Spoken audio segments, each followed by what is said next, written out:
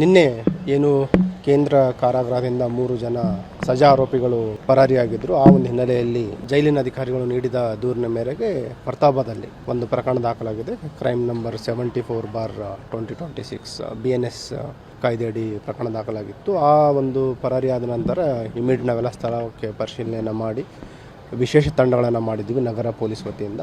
ಅದಲ್ಲದೆ ಏನು ಇವರು ಪರಾರಿಯಾದ 3 ಜನ ಆರೋಪಿಗಳಿದ್ದಾರೆ, ವಿವಿಧ ಪ್ರಕರಣಗಳಲ್ಲಿ ಭಾಗಿಯಾಗಿದ್ದರು. 2 ಜನ ರೇಪು ಮತ್ತು ಪೋಕ್ಸೋ ಪ್ರಕರಣ ಇತ್ತು ಮತ್ತು ಇನ್ನೊಬ್ಬನ ಮೇಲೆ ಕೊಲೆ ಪ್ರಕರಣದಲ್ಲಿ ಸಜೆ ಆಗಿತ್ತು. 3 ಜನ ಮೂಲತಃ ಬೀದರ್ ಜಿಲ್ಲೆಯವರಾಗಿದ್ದರು.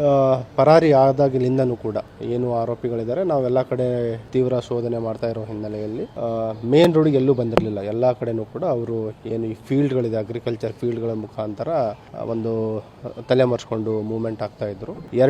ಎರಡು ಜನ ಏನು ಮೂವ್ಮೆಂಟ್ ಆಗ್ತಾರೆ ಅವರು ಕೂಡ ಮತ್ತೆ ಸ್ಪ್ಲಿಟ್ ಆಗಿ ಒಬ್ಬಂಟಿಯಾಗಿ ಓಡಾಡ್ತಾ ಇದ್ರು.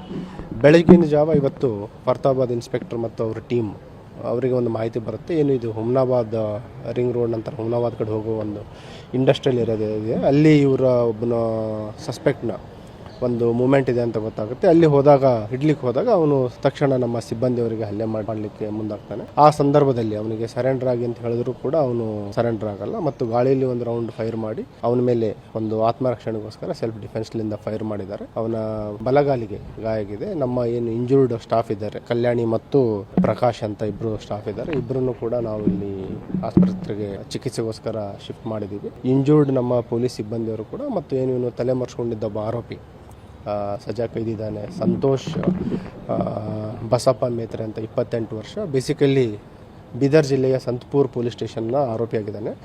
ಇವನಿಗೆ ಪೋಕ್ಸೋ ಮತ್ತು ರೇಪ್ ಕೇಸಲ್ಲಿ ಲೈಫ್ ಸೆಂಟೆನ್ಸ್ ಸಜಾ ಆಗಿದೆ. ಅವನು 2025ರಿಂದ ಇಲ್ಲಿ ಸೆಂಟ್ರಲ್ ಪ್ರಿಸನ್ಗೆ ಶಿಫ್ಟ್ ಮಾಡಿತ್ತು. ಈಗ ಏನು ಉಳಿದ ಇಬ್ಬರು ತಲೆಮರೆಸ್ಕೊಂಡಿರುವ ಸಜಾ ಕೈದಿಗಳಿದ್ದಾರೆ, ಅವರಿಗೂ ಕೂಡ ಬಂಧನ ಮಾಡಲಿಕ್ಕೆ ನಮ್ಮ ವಿಶೇಷ ತಂಡಗಳು ಕಾರ್ಯಾಚರಣೆಯನ್ನು ಮುಂದುವರಿಸಿದೆ.